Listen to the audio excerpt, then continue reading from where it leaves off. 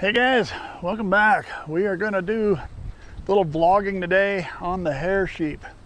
I've done a couple other videos on the sheep. I decided this is the way I'm going to do them. We're going to set them up each time I do one. I'm going to set them up kind of like a vlog, just kind of let you know what's been happening, what we're doing, what's going on. I think that's going to be the easiest way to cover everything.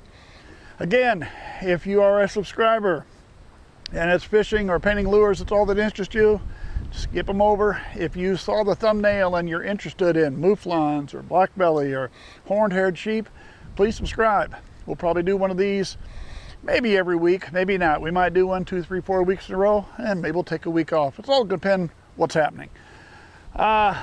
Since I was here last, we got a little bit busier. We started moving everybody around.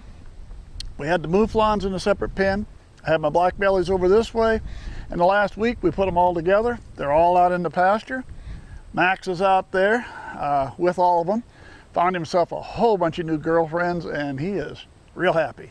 Matter of fact, he found himself one girlfriend yesterday, and being the cat he is, he found himself a new girlfriend today. So as you can see, I guess you call that foreplay. I don't know. And we got to stop that, otherwise it gets X-rated here in a little bit, so we'll have to stop that. So anyway, we put them out in that pasture. Now, we did have, let me turn around here if you can see them. I did have, for my son-in-law, a couple of his small painted ewes and a little brown one. So we put them in a separate pen down here, and we brought down a small painted ram that he had, put him in with them, and we're putting them over there. Now, they used to be right here where I'm standing, and they were right up here next to this fence, but you can't put two rams right next to each other. So even though Max is over there and he's got those girlfriends, this little guy's over here and he's got his, sure enough, they're up and down the fence and they're kind of messing around. And I didn't think too much about it. I thought we'd kind of let them go a little bit until about 7:30 this morning. And I saw them both down here messing around, and all of a sudden they started backing up. And if you watch videos of two rams fighting, hitting head on, well, you can always tell what's coming because they back up to get a running start. And I looked down here this morning and they were both backing up to get a running start. And I thought, uh-oh. So I came down real quick. I did have some of this already done. I knew we might split this pen eventually, so I had two panels up. So I came down real quick, put one in there, took this gate, stuck it over here. And now I got a buffer zone between them, and that's gonna have to stay that way. So I got a little change I wanna make over here on a more permanent basis, maybe later today. But that's what we're gonna have to do. Put them so you got a little buffer zone. You can't let those rams go right next to each other with the fence in the middle. You end up getting problems.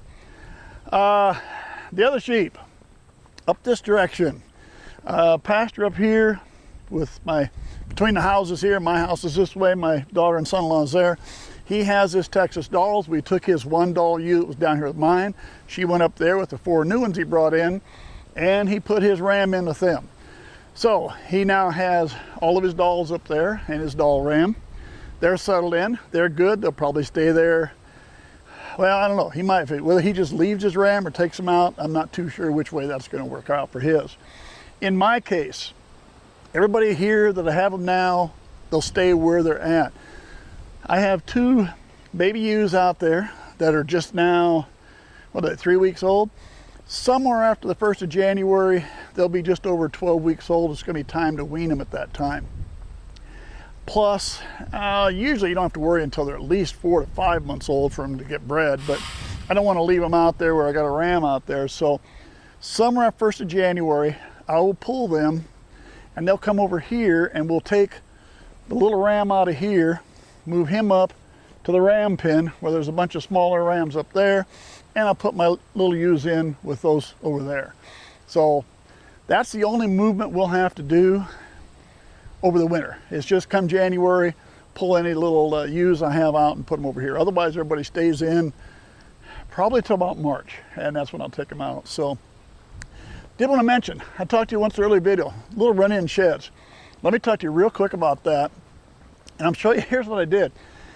You've probably all seen the garage in a package. You buy those with the canvas cover, and usually the vinyl canvas covers go to pieces and all you end up with the frame. Well, I had a guy, had that frame. I saw him when he had it set up, and I ended up buying it from him. I took the frame, took it apart, and as you can see what I ended up doing, I set up part of the frame. That's only a third of it. That thing was 20 feet long. So 1/3 of that's only about 7 feet, give or take. And as you can see, I put 2x4s on the side.